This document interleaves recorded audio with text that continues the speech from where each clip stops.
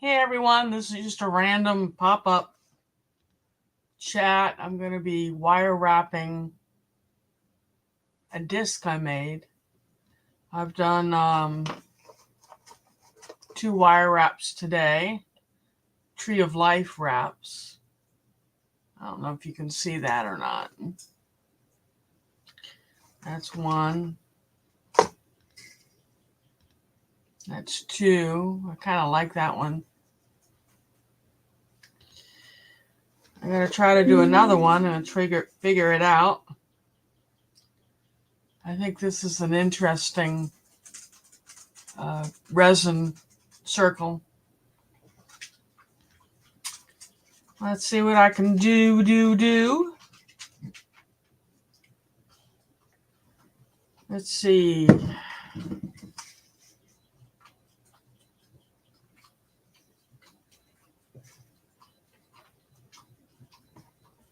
Trying to decide what gauge to use.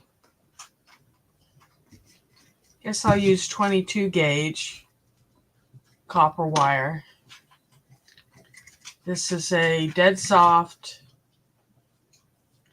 half round, which means instead of being a round piece of wire, it's half round, half flat. Comes on a spool from Rio Grande, which are jewelry part suppliers, wholesale. So you want to keep me company, just pop in and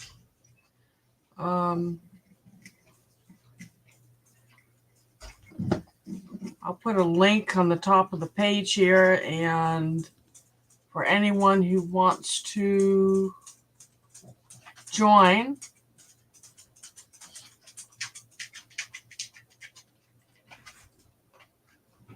let's see, paste.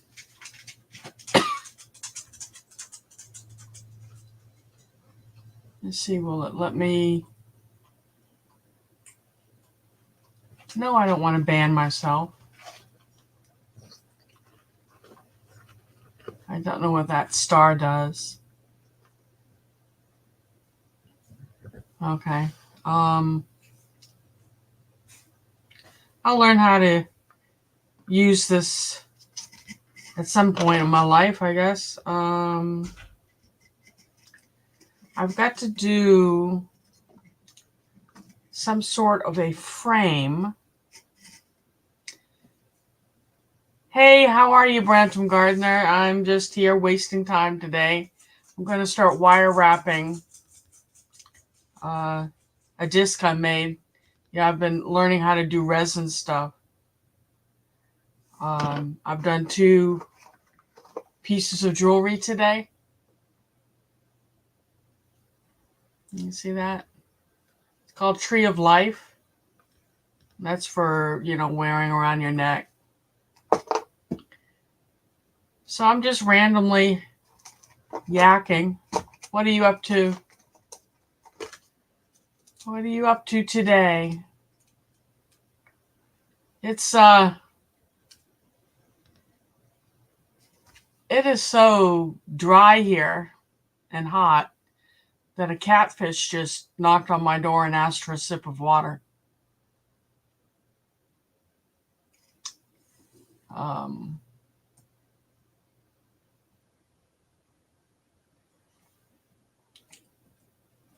Did you do a pop-up? I just got done laying down. Laying down trying to feel better, and doesn't always work, you know what I mean? So I said, well, let's go see what people are doing in internet land. So I am going to measure the outside of this circle. I just realized you can't see what I'm doing. That's okay. So I want this wire to be just on the inside of this. So we're going to shorten that up just a little. Do you do any type of arts and crafts?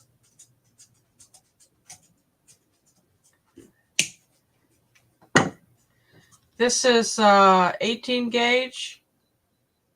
Yeah. And I'm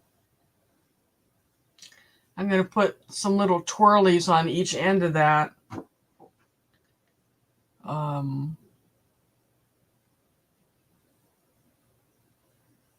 Twirly, twirly.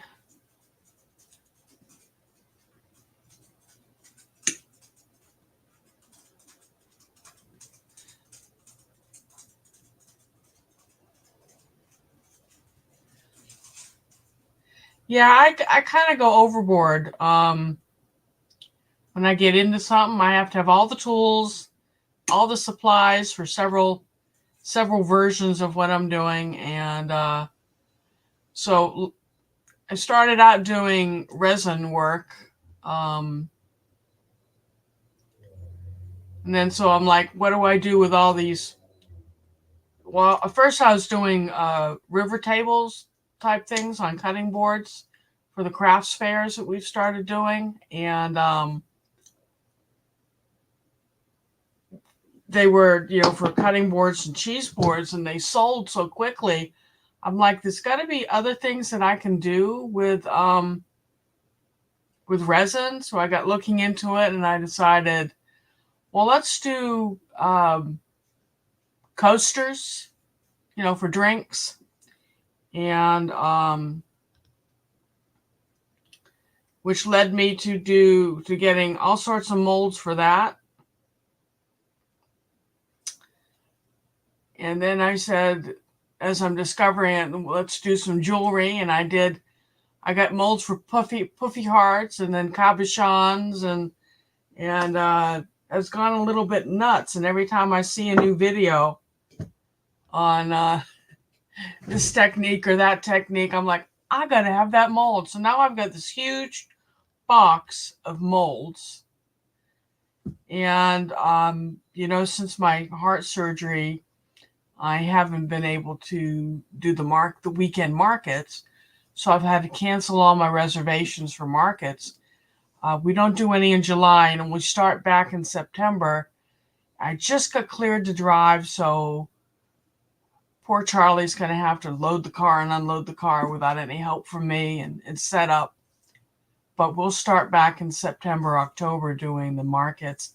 And I'll probably only have a few to do before Christmas.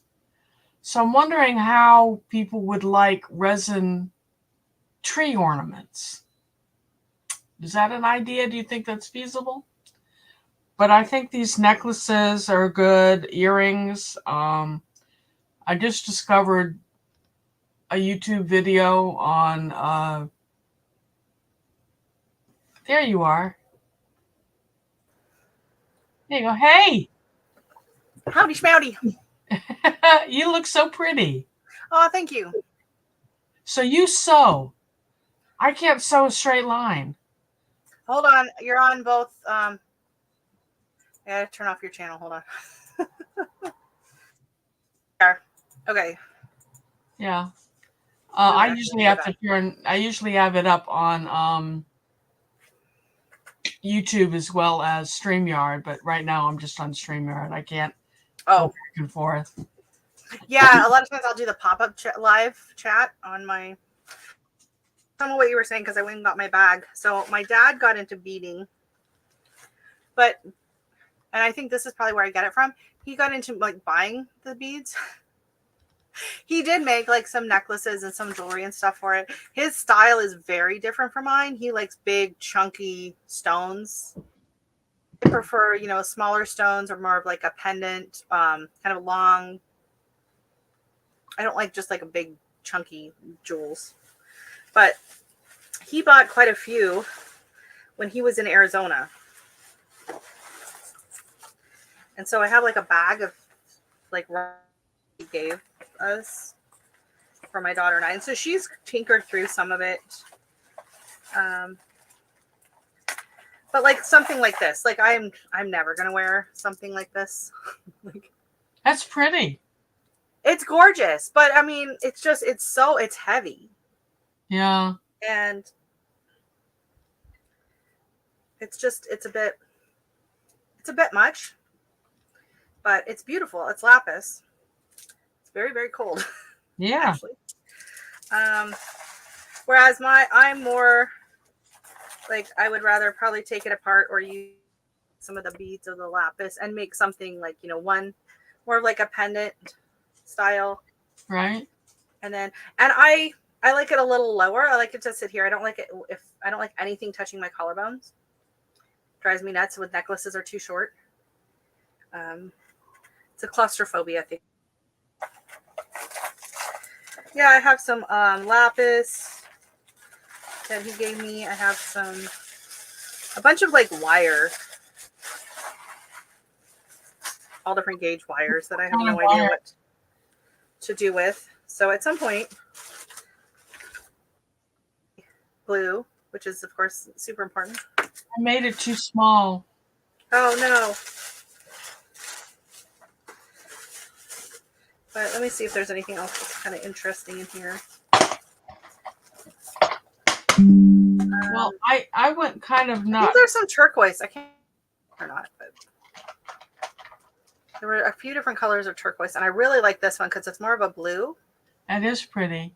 It's a really pretty, and I like this size stone. Like, I don't need them too wonky chunky. Then it's just kind of some random beads, some onyx.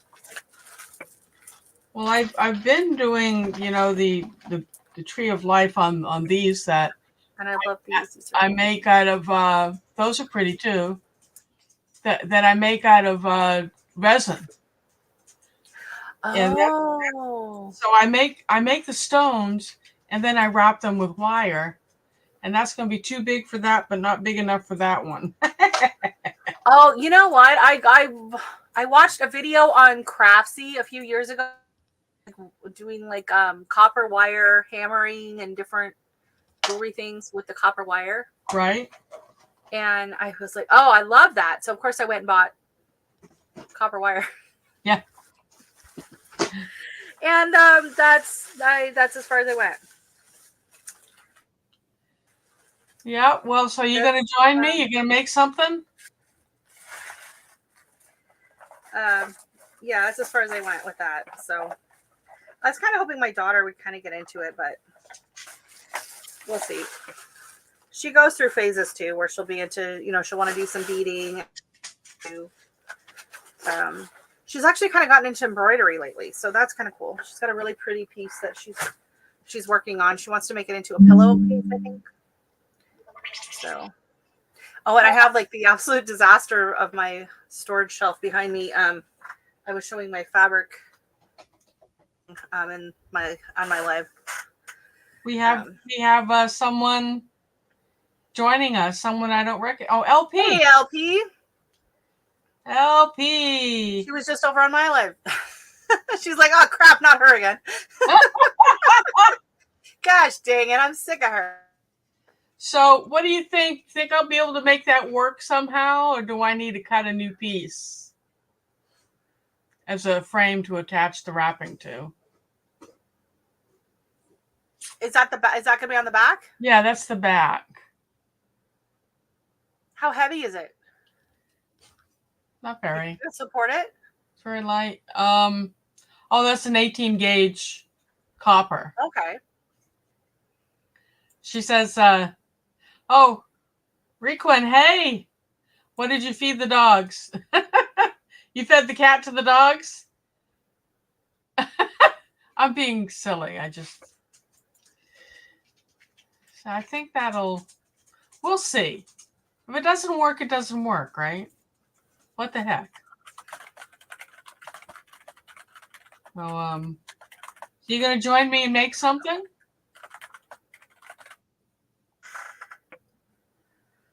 Probably not. from and how. I'm actually in the middle of the latest project I've been kind of tinkering with is finishing off my Aloha quilt that I started Oh, you're a quilter. 10 years ago. Let That's me go. I'll go get it. I'll show you. Hold on. I'll be right back. I started a quilt. I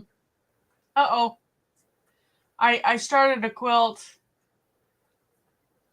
the year I got married, and I was doing it by hand because as I said, I can't use a sewing machine. And I got maybe the top part done, and that's where it sat. And we finally just threw it away. So I don't know where you went. I wish you'd come back. Excuse the banging. I'm going to be hammering this copper because when you hammer the copper flat, it actually makes it stronger.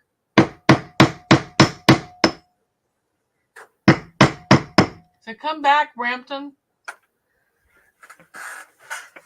Are you there? You took your picture down. Yeah. Just a second. Hold on. So these people that are popping in are like, what the hell are they doing? That's not Lisa. She's a gardener. Yeah, well, it's, as I was saying, it's really, we did get some rain today and some rain yesterday. It's the first time in a month that we've had any rain. Oh, really? Oh my God. We've had so much rain. We've had all the rain. Yeah, it's been bad. We've had too much rain, to be honest. So yesterday, Charlie and our friend that comes over on Saturdays and I were making mushroom logs.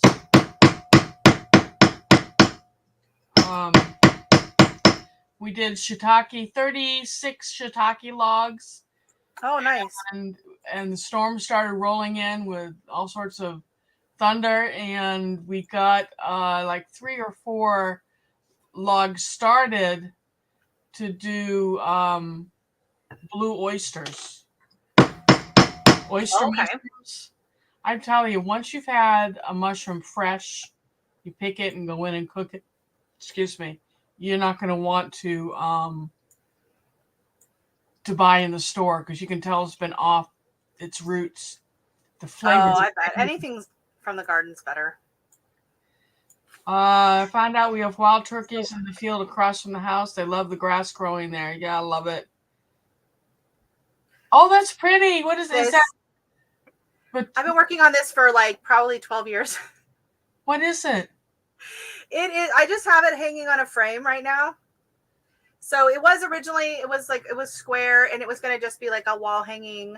Okay, so what happened was I've blankets, full size, I don't know if I've ever done a queen, but I've done a few fulls, like twins. I've done a lot of baby blankets, a lot of baby size slap quilts, stuff like that. Well, so did you do the pattern? Well, this is what it's called, a Hawaiian quilt. Okay. So quilting just means, you probably all know this, but quilting just means the threads that's going through, in and out through 3 or more layers of fabric. That's what is quilting. A lot of what people think of as quilting is actually piecing. So when you are sewing your squares together and all the different shapes and stuff to do your quilt top, that is actually, quilting is actually the action of getting them, the sewing of the piece together. Right. That is what the actual quilting is.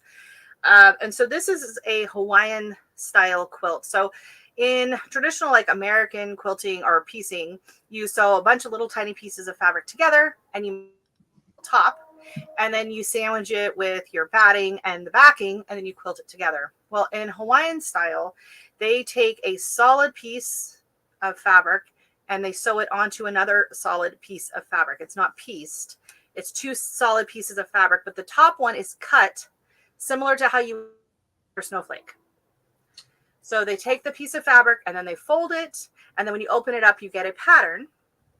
And then they use a hand turn applique to attach the one layer of fabric to the bottom layer of fabric. And then they do what's called echo quilting, which is where you just do tiny stitches, the outline all over. all over is Echo quilting. So a lot of like traditional, see if you can see it in there, the Echo quilting. Yeah, that's really pretty. It looks like batik. You can see better maybe actually from the back, the quilting. I see. And so in the traditional Hawaiian hand, and I started reading a book years ago. There's this author, Jennifer Cavanelli or something like that, and she does a series of books about these women in, I think, Mississippi or somewhere, that have a quilting retreat. These that work at this big place, and then they do quilting retreats, and people come there and sew. And so it's a series of stories kind of about them and their life, these novels kind of ranging around these. So one of the books is called The Aloha Quilt. One of the ladies goes to Hawaii to teach a quilting retreat. But while she's there, the local ladies there teach her the quilting technique. And so they all sit around with their big looms and they do it by hand. And so they show her. And so there's not actually, to be officially authentic, you don't actually like buy a pattern. Every pattern is individual.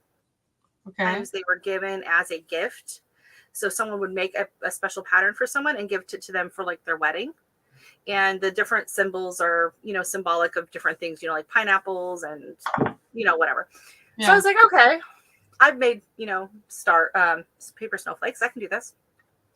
So and then I taped together some newspaper and I folded it and I drew a design on it. So you're drawing like half shapes. And so I drew it on and I cut it out and I opened it up, and the first 5 I did were they were all phallic. Oh. One of them. It was very hard to come up with a design like this that stands out. It doesn't look like a penis. So it took several tries. So this one's not perfect, but it is one that I drew myself. I was tempted to just buy it, but I thought, I'm going to be authentic. So I didn't use it. I hand turned, which means you go along the edge and you take your needle and you grab a little tiny bit of the fabric and you turn it under and you go through and you turn it under and you go. It is so incredibly time consuming and tedious. And I started doing it because my neighbor, when my daughter was little, we would sit out front in the driveway, play together, and I would just be sitting there and she would be sitting there crocheting. And I'm like, I wish I could do something, but I can't because I have, I can't bring the sewing machine out into the driveway or to the park. That's too awkward. So I decided, you know what? I'm going to start and do just something hand sized on a, what's this called? It's not a loom. I can't think what it's called. So that's what I did. And so I worked on it that summer, and then fall came and I put it away. And it's one of those things that I pull out every 3 or 4 years. And try. Yeah, I should work on that. And so I've actually been working on it a lot the last few weeks because I just renovated my bathroom this fall, painted it a nice purple. And I was like, you know what? I got to finish that and I can hang it on my stupid wall in my bathroom. So this is my project. So you can see from the back how far I've gotten on. So I have finished all of the purple parts and I've just done this section of white here and this section of white here and this one here. So I have all of this to keep doing, but it is something I can do, sitting on the couch, watching TV or live on the TV. And it's like, well, I can't chat. I'm sewing. This is what I'm doing. So I love quilted things on the wall. I just think hopefully at some point it will be done. And there were several times I broke down and I wanted to just use the sewing machine and I didn't because I'm like, then I wouldn't be authentic. But I kind of anyways, because it's supposed to be solid color. They use solid color on solid color. But so I did kind of break the traditional rules with the batik, but I felt kind of Hawaiian. So well, I think that's pretty. The Aloha, the Hawaiian quilt police are not going to come after me, so I'm okay with that. What else do you make? The other thing I was just working on, where did I put it? Was my daughter and I went to, we go to these craft nights at the library. They did it all fall and winter. It was once a week on Thursday nights, they would do a different craft. So sometimes it would be stamping, like we did like painting on stencils, we did mandala rocks, and then one of the last ones we did was some embroidery. Oh, that's nice. So they gave us this little hoop. And so I had practiced some embroidery, oh gosh, probably 5 or 6 years ago. I got a book at the library and I did a little bit, and I was just like, I don't like it. This is too tedious. I don't want to bother with it. Why do this when you have a sewing machine, right? So, but we did the class, and my daughter and I found it, I really enjoyed it. And so she made one too, and she liked it. And then she's gone on now to make, she was, but I don't know where it's at. But she drew it herself. It's just some flowers and some leaves. And then she's been doing it together. And I found actually the dollar store had some really pretty variegated embroidery floss. And it looks really pretty on the flower. So she did one yellow, and it kind of yellow to white, back to different shades of yellow. And it looks really pretty on the flowers. So, but normally I sew everything. I've done a lot of big quilts, and I sew clothes and bags and a little bit of everything. So what I was complaining about on my live was that I had wanted to make a really casual sundress. And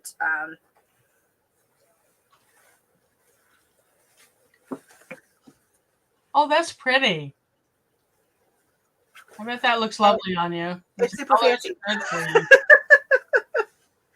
I was trying to make it to wear to the street party, and it ended up being like quite fancy, and now I need to find a summer event to go to actually wear it. So that is my I'm gonna try. Dang it. It turned out great. It fits perfectly, and it seems silly to be disappointed that I made a beautiful sundress, but it's like I don't so I'm gonna practice. I'm gonna do it again. I'm gonna use the same pattern, and I'm gonna use this sheet that I got, because it's just a cotton sheet, and I think it's going to look a lot more casual. So that's the plan. But yeah, I sew a lot of, well, this was the other one. I got to finish because the seams, and I got to redo them. So these are some pants that I made. And actually I was very proud of these pants because I made a welt pocket for the first time. Nice. That I've never done before. I'm so jealous. I'm not lying. I can't sew. I went through a stage where I was trying to learn to sew, and my husband, who grew up on a farm and was the baby, his mother had him quilting with her with the sewing machine. So he made himself a London Fog style raincoat with pockets like very nice. did. And he ripped it out. I counted 11 times. He ripped that out and redid it, and it was perfect. That's the engineer in him. It just had to be perfect for him. Yeah. And I am not a perfectionist. For some things, like if I'm doing a quilt, like when I'm doing a quilt, the seams have to line up. Like the squares, the lines, like I'm very precise on those things, like to make sure that they line up. But a lot of other things, I just am like, meh. Well, I weave, and I create these long rectangular pieces of cloth, and then I don't know what to do with them. I was doing crochet, and all I knew how to do was make scarves, and then pretty soon everyone had like 5 million scarves. So I quit. Oh, yeah, you're making another scarf this year again? Really? Okay. Yeah. Yeah. But with the weaving, with the looms, like, do you make like tea towels and tea towels, rugs, shawls, curtains, pillowcase covers. Yeah, I had a friend that she was making baby wraps. Baby wraps, table runners. You know, just about anything that you can do woven, I can do. But if it takes sewing, I can do a straight line. And that's what I do if I have to put two pieces together, just a straight line. And don't look too closely when you... Well, that's the thing. And I used to be a lot more things. And then it's like you try on something from the store, and I'm like, these seams don't line up. This is crooked. Like one of my favorite dresses, I never realized that the skirt part that attaches to the bodice, it's stripes, and it was crooked. And I was like, when I started sewing, I hardly ever wear it because it drives me nuts. And I just found out how poorly made so many things are. And that made me give myself a lot more grace, I guess you could say, when sewing. If I make a mistake, I'm like, well, they make mistakes. So, Well, that's one of the, it's just a skill I never picked up, and I get very frustrated. And then there's the time I put the needle through my finger. That was fun. oh yeah, Um, with the sewing machine. huh? With, I've had the sewing machine go. with a thread through my, and I'm like, really? Yeah. Fortunately, I already had my tetanus shot, being as I do drywall taping and gardening and sewing. I figured I might make sure I'm up to date on that. It's too bad we don't live closer together. I could produce the fabric and you could come up with a creative thing to do with it. That'd be super cool. Most of my weaving I'd have sold before I got it off the loom. I mean, even stuff I'd start to make for myself, and people would come over and see it and say, "Are you going to sell that?" I'm like, well, I had a friend who was doing the, I was going to say looming, weaving, and you know, it was like, oh, she's like, oh, you know, you should, you know, you could do the weaving and I'll make the bag and then we could sell it. And it's like, okay, well, the amount of like, it would be a simple tote bag, but the time, I mean, you have to charge your time and the amount of time that goes into the weaving and the sewing. Like, it would be a basic tote bag and you'd have to charge $300 for it. Like, you know, I've started doing these craft festivals on the weekends, and I was trying to do 2 a month. And what I found out is people do not want to pay you for your time for the fabric stuff or the crocheting. No.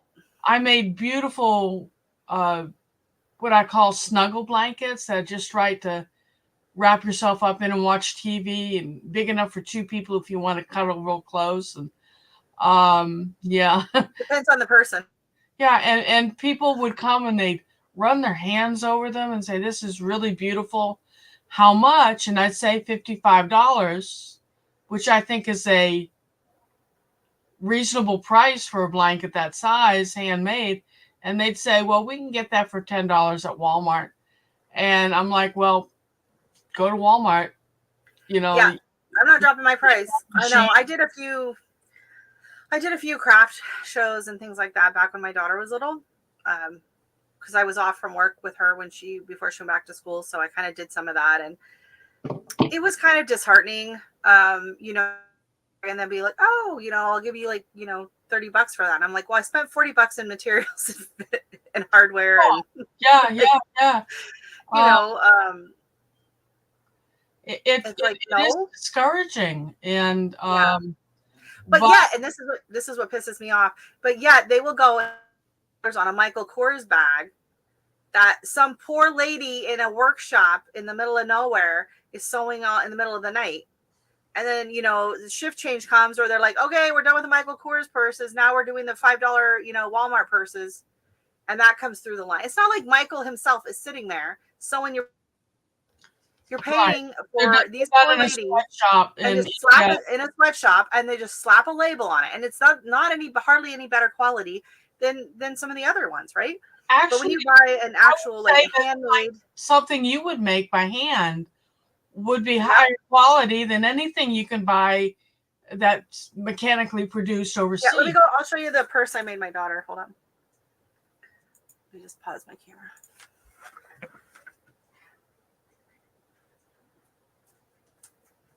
So how's everyone's garden going? And thank you for graciously stopping into my pop-up. I think this is my first pop-up live that I've done.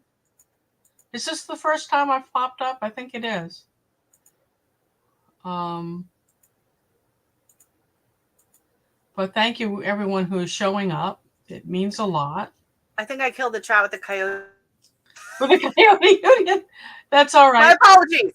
My apologies. That's right. That's all right. I just, y'all can just keep me company while I'm doing this. That's pretty. You made that? Yeah, so I made this. I got the vinyl on clearance, thank goodness, at Fabric Value Village. Nope, Fabric Mart. And I ordered the clasps online from Amazon. And this one's really cute. It's a dragonfly, and the tail goes through, and that's the clasp. Oh, that is cute. So it flips down. It's super I cute. would love that if I carried a purse. And then it's got the little, and I use the satin lining. So, but I mean, like the time and the materials. So, you got the vinyl on the outside, you got the clasps, you got the handles, you got the lining fabric, and then you have the batting and the interfacing. Yeah.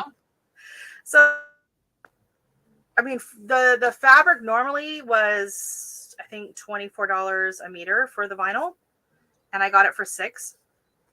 But like, you can't factor in those deals when you're selling, because somewhere down along the line you go to, unless you get out, you buy the whole bolt.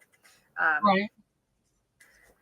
So well, I've got an idea that I've heard coyote urine is supposed to help keep animals away, and you don't have to like go trap the coyote and all that. You can buy it like at Tractor Supply and stuff like that. You can buy coyote urine that comes in pelleted or something, that you can sprinkle around your garden. People use a lot for deer and whatever. So I don't know. It would have ammonia. Ooh. Of the tool. Yeah. And I'm trying to establish a home business, Yeah. What are you going to do with that? To, when the time's coming real quick, when we're not going to be working, working for someone else, and we've got to have something coming in because we don't have any retirement. You can make some putty skirts. Isn't that pretty? But I made my daughter a little slip. You can make putty skirts. I was going to make bags to put over your tomato and peppers. Oh, isolate things for seed, because you want the strain to be pure, things that are open pollinated. Yeah. Crossbreed. And there it sits. I have 2 sewing machines. One's an antique Singer from the 1940s. Oh, nice. And the other one is one we bought in the 80s for me to, because I decided I was going to get into quilting. That blew over pretty quick. Yeah. And I started to sit down in February to make the bags. And, in my head, I'm like, well, what sizes do you make? Do I make just little ones to isolate little bits of seed, or do I want to make a selection of sizes? And, so I'm still thinking that. Yeah. And then I went and had a heart attack, and I haven't done it. So that was inconvenient. Yeah. What were you thinking? What was I thinking with the heart attack? I tell you, it's been a struggle. Yeah. I thought I was having my seasonal asthma. Oh. Coughing and not able to breathe. Okay. And one night it got really bad, and I said to my husband, I said, the urgent cares are all closed, right? So I couldn't pop into one and get an inhaler. So let's go to the ER and see if they'll give me a prescription for an inhaler. And we went to a local ER, and you're in Canada, right? Yeah. You probably have better access. And they came in, they took blood. Of course, they always have to take blood, right? And they came in, they said, you've got heart damage. And I'm like, what? And they said, you're having a heart attack. And I said, no, this is seasonal. This is seasonal. No, you're wrong. Sorry. And they sent me to the bigger hospital in town that did a balloon catheter, thinking they just needed to put a stent in there. And they got in there, and there were 5 arteries, 90% blocked. They said, we're not going to put stents in. You're going to have surgery. Oh, my God. And then it took them a week to find me a bed. And they're looking at 3 different places. They finally sent me to a town here that's called Athens, Georgia, is where the University of Georgia is. Yeah. And they got me there on Good Friday, and this is the Bible Belt, right? So the doctor says, Oh yeah. I'm not going to do any surgeries until after Easter, because there's a big Easter thing at my house this weekend. So I'll do your surgery on Monday. And I said, well, can I go home for the weekend then? And he goes, no, you're critical. We need to keep an eye on you. And I'm like, I'm critical, but you're going to make me wait. Yeah, that makes no sense, dude. Yeah. So here I am. And I've got the zipper from about right here down. Looks like a zipper. And they tell me it's going to be a year before I feel like myself again. Not to complain, but this is it. Now, Brought my life. My mom had a stroke. So the difference between like stroke and heart attack, like you didn't lose anything like that, right? Like it's just more like exhaustion, I'm thinking. Like to get back, or did you have to relearn to do a few things, or my memory is shot. Okay. I mean, I thought it was bad going into this, but my grasp of things is it's coming back. Okay. But I couldn't talk for close to a month. Oh wow. I couldn't get enough air into my lungs to actually say anything. And people would call me on the phone, and I had to be rude and say, I can't talk. I can't. Yeah. And everyone wanted to cook for me, and I was only eating like 2 or 3 bites of food. And I'm like, I don't want my friends to cook for me and then go all that effort. Yeah. And I take 1 bite and say thanks. No worries, I'll eat it. So it's been an experience, and as life goes on, you learn things, right? And when I had a really bad health scare in 2003 that slowed me down for quite a while. I might as well tell you, we're all family at this point, huh? I had 6 different rectal surgeries. Oh. I developed abscesses all through there because of medication my endocrinologist put me on to control my diabetes. I was controlling it with tablets. I see. And it caused a lot of problems. And then my heart reacted to the anesthesia and one of the medications that shut me down. I flatlined for like 4 minutes. Yeah. And of course, with that kind of surgery, it hurt to sit. It hurt to do it. That part of your body, you'd be surprised what you use those muscles for. But I told my husband, I said, no longer will I ever be impatient with the people walking slowly in front of me, like in a store. Oh yeah. Or unless it's Costco. It was humbling. And this is really Costco. This is humbling too. And now I'm noticing other people with this scar. I don't know if you can see my banners too. Yeah. Can you see? Oh yeah, yeah. Yeah. And everyone compliments me on my scar. Oh, you're healing so well. And I'm like, gee, thanks. Well, you realize how fragile life is. How fragile your life is. And we take so many things for granted. And then, boom, something can just happen. And, it just changes your life. But I feel so loved, between the people who know me in real life, overwhelmingly wanting to come help. And then the people here through our internet family who are sending me emails saying, where are you? I mean, I broke down and cried because I have so much love coming from you all, and love from people I didn't think really gave a damn. My boss, I only work part-time at the Home Depot, but she called me a couple of times. I mean, the store manager, to say, please come back when you feel better. Take your time. We love you. I love you. You're the only one that makes me laugh because, I've got a really strange sense of humor and I say the most outrageous things, and she loves it. Hey, that's what's important. you know. So I expect to go back by August 12th. But right now I'm going through cardiac rehab, and that's a trip. Oh, That's a trip. Um, so what do? I'm doing crafts. I'm doing resin. So tell me, what kind of resin things would you look for if you were to come to my crafts booth?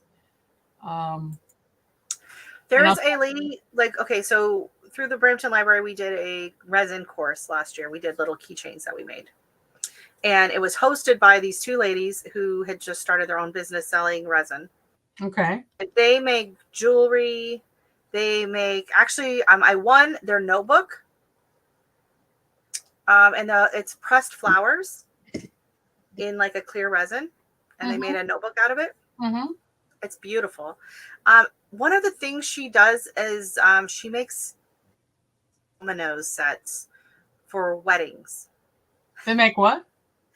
Custom dominoes for weddings. I've made some dominoes, yeah, and people. Yeah, and so dominoes are huge in like the Jamaican community, and she does them as these like wedding favors. Uh-huh. So she posts. I follow her on Instagram now, and I've ran into her a few here. Let me see. I'll see if I can find her. But yeah, you might get some inspiration off of what she does. She does. I think they're doing a lot of custom orders and stuff. Yeah. For weddings and things like that. Yeah, I've done. Let's see. I did dominoes. I bought a mold for mahjong. Oh yeah. I haven't made any of those. That's a really deep pour. But that's when I was first learning about resin, and I'm trying all sorts of resins. I had no idea there were so many different kinds of resin that all have different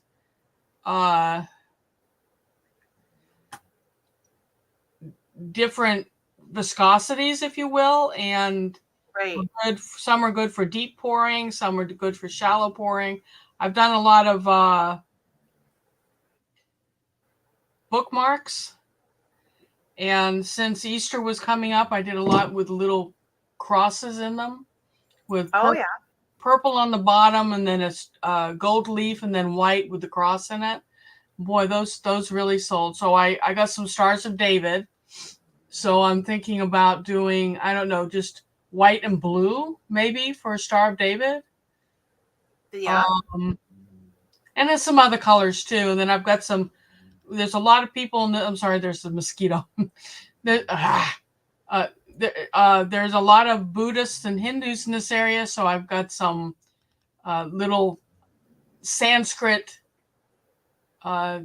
sayings and little Buddhas. And then right before Ramadan, I was able to score these phrases in Arabic. Okay. And I was going to put them in bookmarks for the Qurans, and you would know I had the heart attack and I missed the holiday. So next year. Next year. But then I'm doing some. Don't forget Diwali. Don't forget what? Don't forget Diwali. Diwali? Diwali. That's in the fall. Yeah. Yeah. So November-ish. That's probably one of the largest holidays here. Yeah, like, Holi in the most spring. people celebrate. Are you familiar with Holi? Yeah. That's fun. You throw things at people. That's the spring, yeah. Oh yeah. Yeah, here in Brampton, we have the largest Sikh population outside of India. Sikh? Yeah. Yeah. I wore a T-shirt from my rehab the other day, and you're in a class with the rehab that said, I pledge one humanity. And on the back it said International Sikh Community. I got the T-shirt while I was covering a story. I used to work as a journalist. I don't know if you remember, it was probably 12 or 14 years ago. Some idiot went into a Sikh temple and shot it up. He was thinking he was killing Muslims, but he was killing Sikhs. Not that it's okay to kill Muslims, but it's just the type of violence. Well, at least get it right. Yeah. Yeah. At least know who it is you're killing.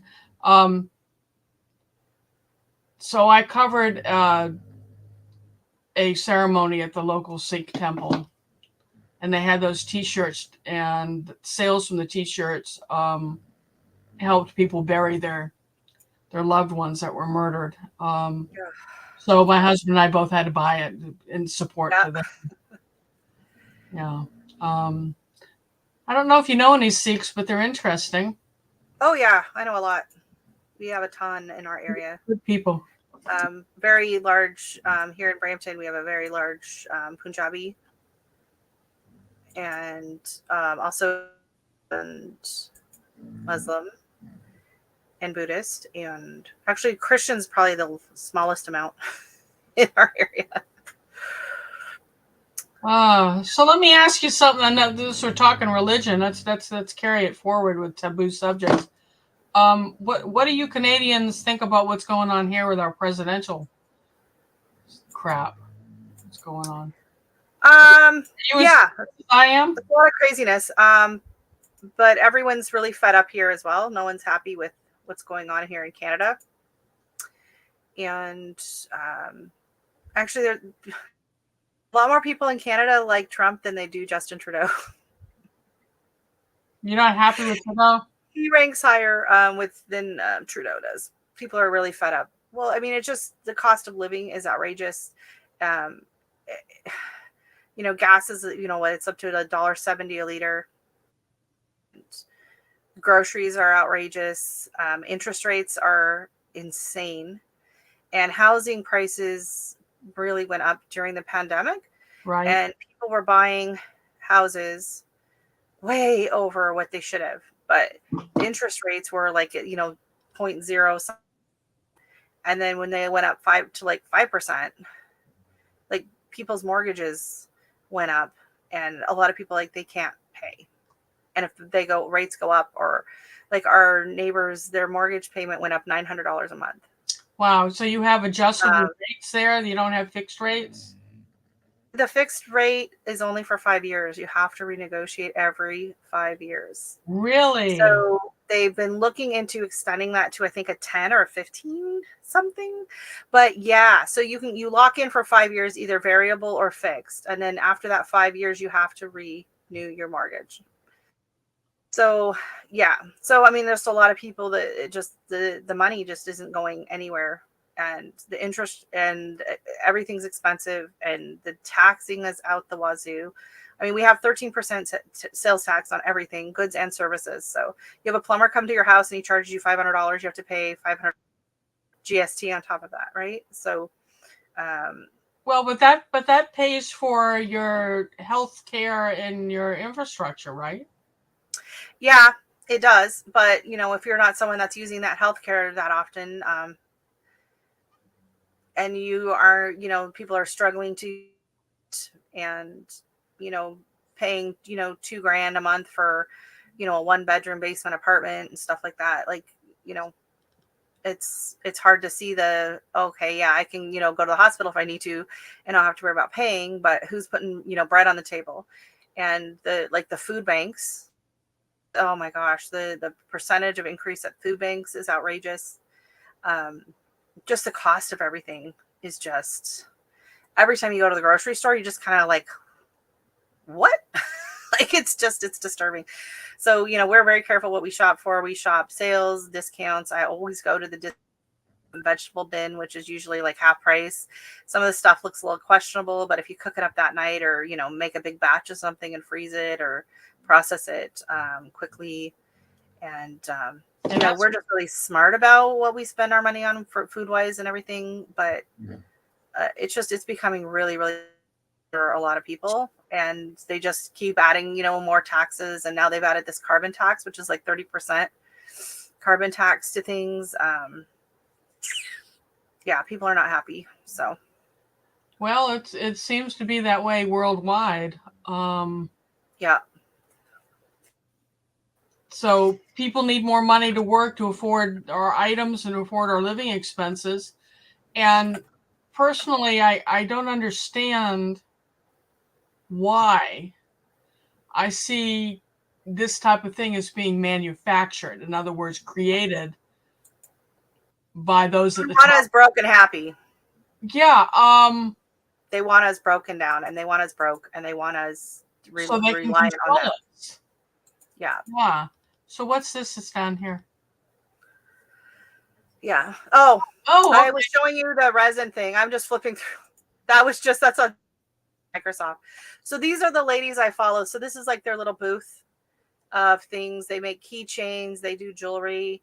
They do pens. These pens are really I cute. do pens. Those are the pens I did last fall. I call them bling pens Oh yeah. with the beads. Do you remember that when I held that up for everyone to see? So yeah. No one bought them. I think I sold. And then the notepads and 4 of them.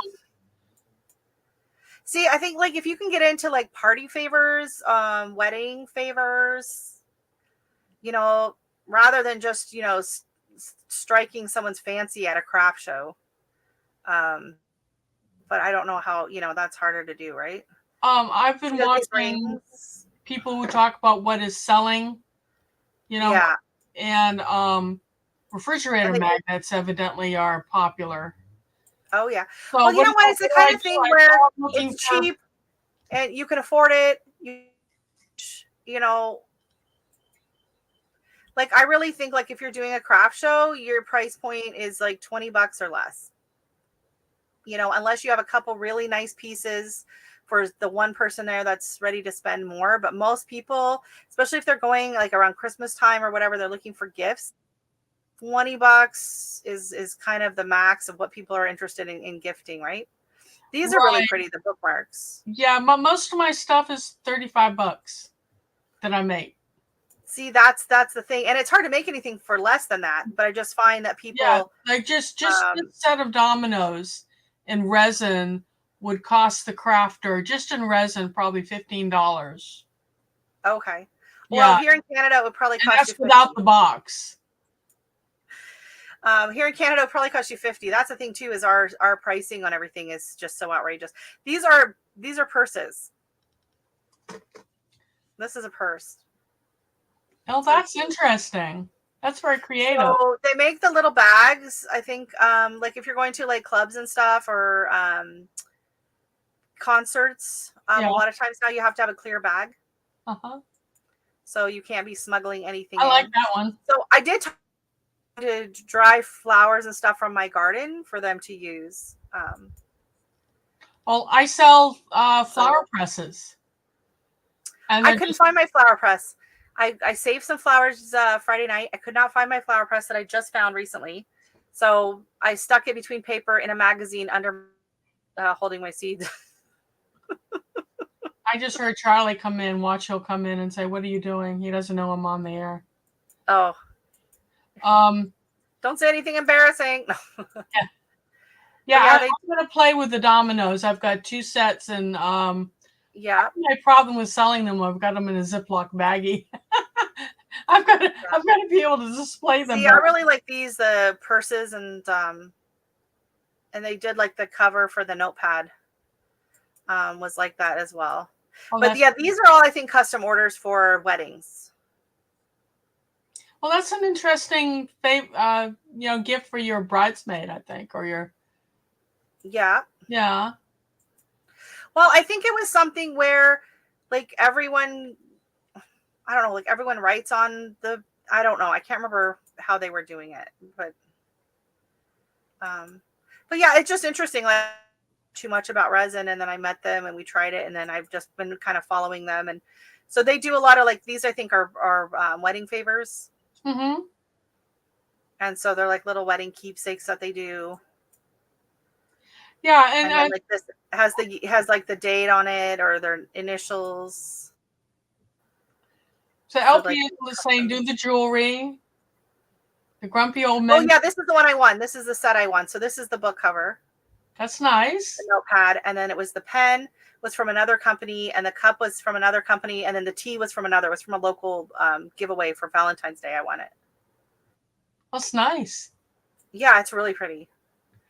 I'm about to do some earrings that are just the open bezel. They're the different shapes, teardrops and circles and whatever that. And okay, This is super cool. Now, how do they do that? Hold your book open. And it's got a light in it. And they add a little tiny light, which I don't think you'd have to add the light. But at the library, we also took a class on the 3D printers. We can use 3D printers at our library. And this is a free pattern from called Makers Making Change. And it's a nonprofit organization out of Vancouver that makes all kinds of adaptive devices. And they have the patterns online that you can just like download it and then print it out. And so this is an adaptive device for people to help, hold a book open. That's interesting.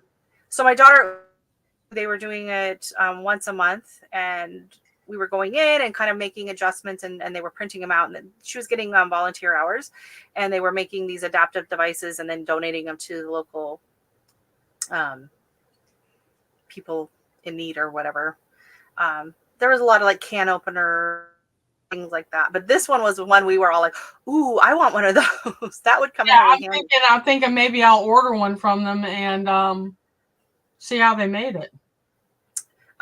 So what I'm assuming is they probably use the 3D printer to print one out first, and then they probably made a mold. 3D printers, that's something we haven't bought yet. No, we haven't either, but I can use it at the library, so we can print. Well, that's cool. We can print anything we want. In the library. That's where our tax money goes. And I hope you have proper. I have that. I don't use it, but I have one. I do use. Don't F up your lungs, ma'am. Don't. I've got 2 fans on me when I do it. No, wear your mask. Wear my mask. As a drywall taper who watches old drywallers sanding and say they hold their breath, baloney. Around you, there's no way you're holding your breath the whole time you're sanding.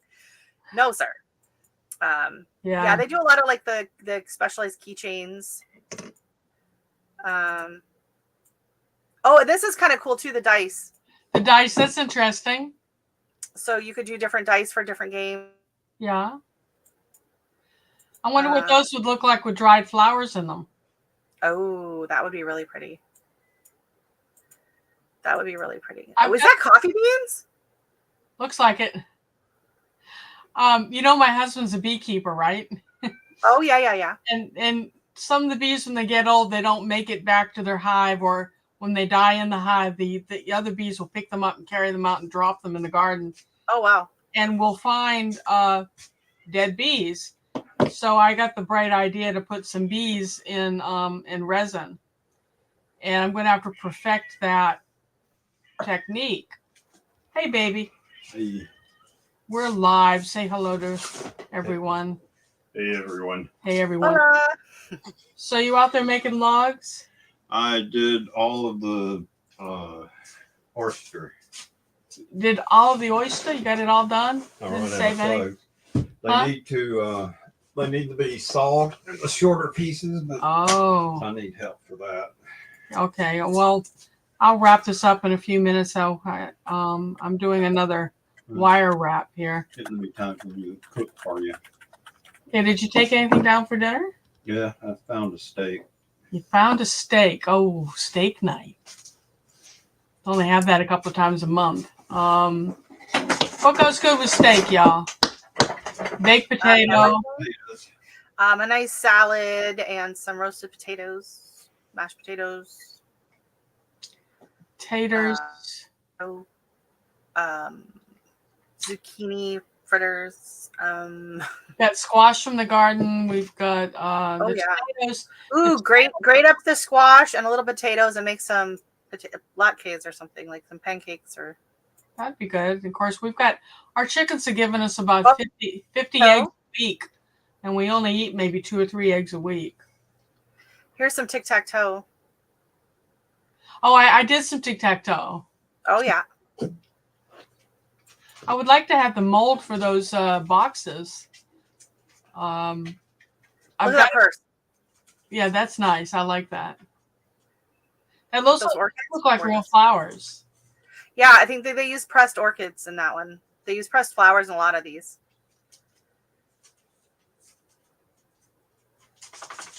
So I don't know where they like buy their materials and stuff, but Amazon. well, probably I would guess AliExpress, but cheaper. That's cool. But like, you know, bookmarks for like a book club, and like if you can get like custom orders for groups and things like that, you're better off, I think. Trying to, you know, have a hodgepodge of things to try to attract someone's interest at a craft show, but I don't know how you get to having those custom things without doing the craft show. Yeah, well, and as long as the craft show is not that expensive, it's just like sometimes they can cost a fortune. Well, yeah, I like the booth, so they only charge you $35 to $50 for the booth. Exactly. But I splurged and did a 2-day, our first 2-day festival. I think it was the beginning of March, and it cost me $150. And it was the Canton, Georgia Wildlife Expo. Okay. And a lot of my stuff is nature related, so I figured it would be a good fit. I didn't make my booth back. Yeah, that's. And I do pepper jellies with my hot peppers and fruit. And we sell real well. We sell out of honey. They told me I couldn't bring any honey because I already had someone there selling honey. And then there were 2 other people selling honey, and I'm like, what's the difference? You know, why are they allowed to? And they, you know, we all got, all your vendors will talk and like, how are you doing? I'm not doing well. People are drinking beer and not buying it. You know, I made the comment, I'm not making my booth back. And the people directly next to me said they only, they made their booth back within the first 15 minutes. They only paid $35 for their booth. And I said, how did you pay $30? I paid $150. And evidently the city of Canton, if you were within a certain mileage of Canton and were willing to sign up for farmers market, that's not a discount. That's a $150, $35. And I said, that's not right. Everyone needs to know that those of us who paid the $150, no one made their money. Those of us who weren't local. Yeah. So we won't be doing that festival again. But I did one, and my friend and I, we went in on and split on a table. And I had more like handbags, little purses, makeup pouches, that kind of little things. And she had like some quilts and like mini quilts, because she does quilting and embroidery. And she had like some tea towels and things like that. And it was really slow. And then the lady across from this little old lady who had her sewing booth sitting there, and she's selling everything for like $2 and $3. And that's a real issue that I know a lot of people have at the craft shows now, is what the heck?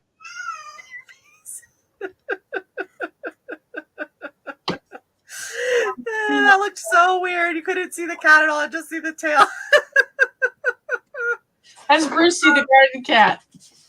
So that's a problem a lot of people have, that, you know, are trying to make money and make a business at it, you know, come in and they have these really nice products, and they, you know, they have a higher price point, and then you have a lot of these older ladies that they're like, oh, I don't care if I make any money at it. It's just a hobby. I'm just happy to sell. And I knit all the time. I knit all year long. And so they have no problem selling a pair of knitted gloves for like $2, you know, where I'm trying to make a business at it and has like nice merino wool and whatever. And hers are $25 and they're absolutely beautiful. And then people are like, well, it's a gift for someone and they're not going to know the difference. And so people get very bitter about the little old ladies who aren't looking to try and support them, that undercut everybody else. And it's discouraging when you see that. Yeah. We ran into that with a woodworker, because we do the cutting boards and cheese boards, you know, the with the Right, little arm that goes up and down that cuts the cheese. Oh yeah. Yeah, I know what that is. and those fly out of our booth unless Yeah. there's another woodworker there who is selling for cheap. Then this older man, he did beautiful, intricate work. Ours is kind of simplistic American, you know. But he was selling things left and right. And I went over and looked what his prices were for the same size board, but more intricate. Took him a lot longer.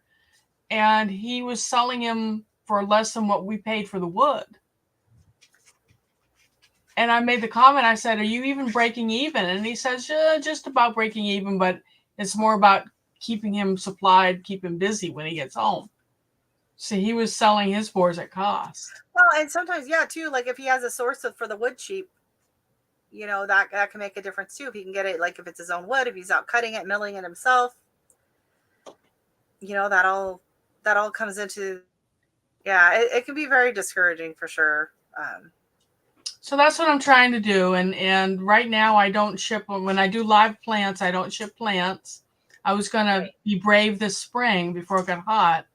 And if people wanted to buy my peppers, because I grow like 80 kinds of peppers for sale, I was going to be brave and start shipping them this year. But, you know, something else had happened. You got a little too busy for that. Yeah. So I sold everything for like $2 and $3 a pepper plant. Yeah. And sold out. People had to come to the house. Oh, I believe it. Yeah. Every single craft show I go to, especially around the holidays, there's always one booth that is selling non-stop. And it's the people that make big, awkward signs. And there's one, like, it was almost like it's post, and then they stick stuff on it, like a hockey stick, and then it will say Happy Holidays. And they're these big, bulky, sometimes they wrap Christmas lights around them. I find them very tacky. They literally, everyone you pass is carrying one of these things out of the store. They make hand over fist. They sell times more than any other booth there.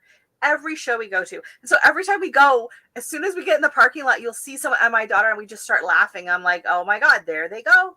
There they go. So yeah, if you want to make money, just make some big awkward signs that are like holiday related or hockey or local known for, and people will put it on their porch. Or, you know what's really popular, and these are cute, is you get like, you do like the wooden signs, and it's like 3 pumpkins on one side, and then the other side's 3, it's a snowman. So they can put it on the front porch. So it takes you from Halloween, you know, from fall, all the rotate it and turn it. That I think is really cute. And those would be easy to make if you're into the woodworking. Listening to this, Charlie. Yeah. Those I think would be really cute. People love the signs. Like, it's just a big piece of wood that you lean up against your front door, and it says, "Welcome to our home." You will sell 10 times the amount of those that you will a cutting board. That's an idea. Thank you. I'm just telling you. Yeah. Next time I see an example, I probably have some pictures, because I always take pictures when I go to the craft shows. I'll do videos, and I'm like, yeah, this is the hot item here. This, and it's and a hockey stick, because it's Canada. People love a freaking hockey stick. You write Merry Christmas on a hockey stick, and you hot glue some gloves on it, and everyone will just line up for it. Oh, that's funny. Go Maple Leafs. Go Leafs. Yeah. Yeah, I'm from Boston originally, so the Bruins are big up there. Oh yeah.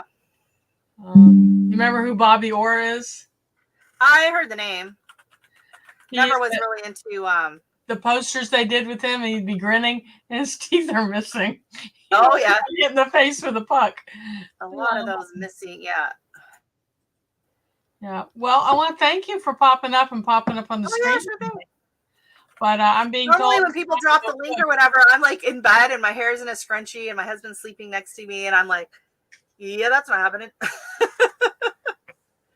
Well, here, let me just share. Can I share the screen really quick? This is kind of what I'm talking. Sure. Now, some of these are nice. These ones are actually pretty nice. Here. But like these kind of things. Okay, we went to one last year and they had this. Yeah. Look at And you. they literally stuck on it with a battery pack at the back. And they were like $40 and they were flying off the shelves. And I loved it. Oh, look, so here's just someone plates. Yeah. Charlie? Look at that. $85. Mhm. 85 bucks. And there's $60 for these. There.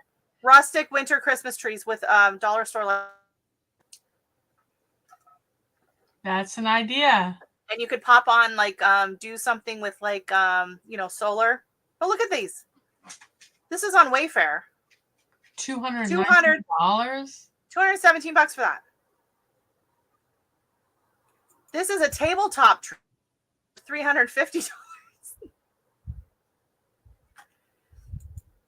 I'm telling you, when people go to a craft show, they love this stuff. Look at this. It's out of a pallet. I was going to say, we have access to pallets for free. Boom. Pallet Christmas tree. I'm telling you, people love these. These go like hotcakes. I don't know if I can see any of like the kind of like the sign. I mean, look at this. Look at the Santa Clauses. Look how simple that is. 3 logs. And it's super cute. Now, would that be something for the yard or something for like in the corner in the house, would you think? I would think porch. Like your front porch. These, look at this. Pallet snowman. Look at this, Charlie. Are you watching? Yeah. Look at that. It would take you probably less than 5 minutes to make them. And you would sell out. Look, like this kind of stuff. People go hauling this stuff out in droves. Like, look at this. Newell Post snowman. That's amazing. We're going to have to get busy because need to get those made busy. Like by probably September. I'll tell you right now, as soon as you put on like a 50-cent, like go on AliExpress and order in like a ton of like mini micro lights, and you can like up your price by like $20. Like, that's a great idea. You want to come over and make some with us? But wasn't so far away. Yeah. But I mean, look at this rustic Christmas tree for the porch. You that is throw so a couple cool. of things on it. That is And so cool. you could make it an advent calendar. Reindeer, look at ornaments. Boom. Slice your wood up. Sliced reindeer ornaments. The little wooden trees are really, really popular. Candle holders. Now, are you looking on Etsy? Is that where you are? Right now, I just typed in Christmas wooden crafts into Google, into Bing search engine, and then I clicked images. Cool. But I mean, look at this. This is kind of a little bougier if you want to go fancier. Now, with maybe a resin. A resin. And then they could have a resin. Oh my God! Here you go. Make it custom Advent. So you make different little resin ornaments for every day. Oh, that's an idea. So then they have to buy the whole set. They could buy just like one ball, or they could buy the Advent set. What's an idea? You know, if you were my neighbor on the 12 days of Christmas, you could do like mockingbird, you could do like turtle dove, all that. There's some great ideas. Wooden light bulbs. Yeah, we did. We've got our Afghan friend is doing turned wine bottle stoppers. Oh yeah, those sell real well. Oh, and I love me and a nice, like, these kind of lanterns are so expensive. I finally got one on clearance at a thrift store. Oh, look at this. That's just wedges painted. Wedges painted with a few dots. And honestly, if you went in and drilled out a few of these and stuck little lights in it, little family of deer, like, look at these ornaments. Like, cool. How stinking simple could you get? But no, it's the bigger, more awkward the wood pieces are, the more people like them. That's funny. Like we just laugh. Look at this. You just take a 6x6 and you cut it into different lengths. You paint it, and you wrap some ribbon on it. Boom, done. Yeah, amazing. And you could in fall, right? Like you type in, fall, and now you got all your pumpkins. You got, like, I mean, this is a nice chunky one. What are they using, like 2x6s? Looks like But like so you get something like this, and then you flip it around, and it's a snowman. And then people are getting 2 for 1. that's a great idea. Oh, look at this pumpkin. Well, LP, if you're going to be doing shows, now's the time. A couple of weeks LP, ahead that you need to make these because it all takes time. How cute is that? This I like this. I really like that's this. really nice. That is so cool. You got your ghosts, you got all the different shapes. That is so cute. Yeah, they're super cool, super easy. I mean, who doesn't need a giant turkey? Yeah, it's just lumber stuck together. It's crazy. The thing is, people don't do it, right? Then you get this, boom. Happy fall, y'all. And then on the other, you flip it around the other side and it's painted white and it says Merry Christmas. Boom. People love 2-in-1 because you have half the stuff to see. Look at this. Boom. Look at this. One side, pumpkins, back side, ornaments. Yeah. And I won't be ruining my lungs breathing the fumes, you're saying? You can still, yes, make sure you're wearing your mask. As someone who does drywall and has to wear my P100 when I'm sanding, and it sucks and it's sweaty and it's gross and you get the sweat dripping down. But I'll tell you what I've done. I want to be able to breathe and I don't want lung cancer. So I'll show you what I've done. Oh, why not? While we're getting sick. While we've been talking, I've done that. Oh, wow. So now I just need to twist these and bend them to the side for branches. Now, do you add the beads on it or? Not for the trees. Okay.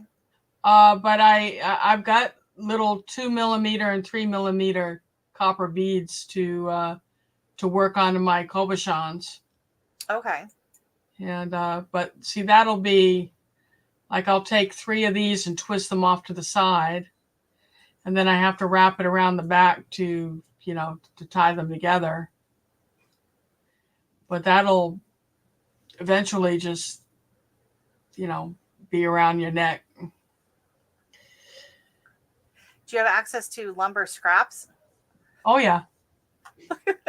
Oh yeah, we've got lumber scraps in the backyard with all the building we've done. How simple is that? Like, how easy is that? And like, I like the black cat. Like, yeah, so cute. Great ideas. Great ideas. Thank you so much. Yeah, let me know what you come up with. I mean, look at this. That's cute. That's cute. Yeah, so I'll pop up every now and then and also shoot you an email, maybe let you know when something's coming up. But this was just on a whim today. Charlie was off doing something and I said, well, let me make one more pendant. That's my 3rd pendant today. Yep. And then I've got to go pour some resin. I'm going to do coasters. Oh, nice. Okay. Yeah, because down here where it's so humid and hot, when you've got a wet drink, so on the side. Protect. Oh yeah, use coasters. Yeah, if you live out west, people look at that and say, "What is that?" They don't get sweaty glasses. LP, thanks for joining us. I don't know who's still here. But I just had something pop up. Tricolor resin geode coasters. There's a lady who's with a YouTube channel pouring your heart out. I guarantee if you watch her, you'll be getting your respirator and your gloves on. I bought some resin on clearance. I have and I am drying my flowers. So I'm hoping to do some kind of maybe some earrings or something with my daughter. little something. Make sure you get a good silicone mat if you're going to do earrings. Okay. Watch a few of her pouring your heart out videos. Okay. Oh, I'm sure we'll watch lots of videos before we attempt it. She does some really, really nice things. Okay. There's also someone by the name, I'll type their name in down here, Daniel Cooper. Okay. He does a lot of jewelry, but what he'll show you is different techniques. And if you look at who does the resin videos, you'll think that you have to have an Australian or an English accent to do this. Well, there's a couple that my daughter started watching years ago. They had a... I'm sorry, your sound cut out. Sorry. My daughter was watching these. It was a young couple. They're called Evan and Caitlin. And they do all kinds of stuff with resin. And they started off, just throwing a little mat. Have like the full respirators, and they have like the vibrating machine and the vacuum. Like they've gone all out. They've done really well with their YouTube channel and everything. But they're fun to watch. Like they went and they replaced all the keys on their keyboard with custom resin. So a lot of the stuff they're doing is not practical at all, but it is fun to watch, and it's good content on their channel. But they've also done a lot of like the live edge wood pieces, where you do the resin on that. They did a really pretty one for like in the bathtub to go across. It made it look like ocean waves and stuff on there. So yeah. But my HR person at the store told me that resin was going to be in for this year and next year. It's going to be like the thing. So that's what got me going on it. Yeah, it cycles through for sure. Yeah, but thank you for a lot more drying flowers. Oh, I've got 3 flower presses going with like multi-layers or like that thick. And my flower presses are big. I want to try like the gel one where it like preserves the shape of them. There's a lady I follow. You know what I'm finding with the silicas, because I got like a gallon of it, and yeah, I've got some Tupperware with flowers in it. Is if you're doing a delicate flower like a pansy, they can't take the weight of the silica. When you go to uncover them, they just crumble. So that would be for some anyways, right? Like little roses, the intact roses. Yeah. Well, it seems to me like a pansy would be okay flat. Yeah. So I wasted. She'd done some of her peonies, and they were absolutely stunning, and the dahlias. But then if you put that in resin, you're going to have a really deep mold. Well, yeah, that wasn't for resin. She was just doing it like as she did a flower arrangement on the wall. Oh, nice. It's absolutely beautiful. It was like a face. It was like a black face vase, and then she made this flower arrangement coming out of it, so it looks like her hair. That it was all flowers that she had dried, and she hand wired them on. Her channel is called Soil and Margaritas, and she did a beautiful moss artwork piece the year before as well, and then she did the head with I'll send you pictures over on Instagram that she posted them. They were it was absolutely stunning. Like I was just like, I'm being summoned. Oh yeah, no worries, I gotta go too. Take care. Thanks for having me on. So much for popping up, and I look forward to talking to you again. You've got my email, I'm sure, right? Probably. I'm going to type it in here. Yeah, if it's on your channel, I have access to that. You're on Instagram, right? No, I'm not in. I only do YouTube and Facebook. And Facebook. Oh, okay, Facebook. I can send you stuff on Facebook. I have 200 people who I actually know on my Facebook page because I vent, and I'm very political. So if you don't know me really well, and I know you're not going to get insulted by what I say. So thanks for stopping by, LP. I don't know. People may pop into this and go, "Darn, we missed it." But we'll do this again. How's that? And we'll actually work on something together. Yeah, I should sit here. I should have been typing, but I was too busy Google searching. Well, maybe I've inspired you to do something. I love coming out. Well, I love coming with ideas. So there's another lady that she does like craft shows and stuff. So anytime I see stuff that's cool that I think she could do or whatever, I'm constantly sending her ideas. Like I'm just here for your idea person. Okay, let's see if we can do another one of these soon. My assignment for you is to make something and share it with us. Do something. Maybe I'll make the sundress. There you go. Make a quilt. Can you do it in a week? No. Okay. Thanks, this guys, for coming in. Thank you so much, and you too. Thanks. We'll see you. Love you. Bye.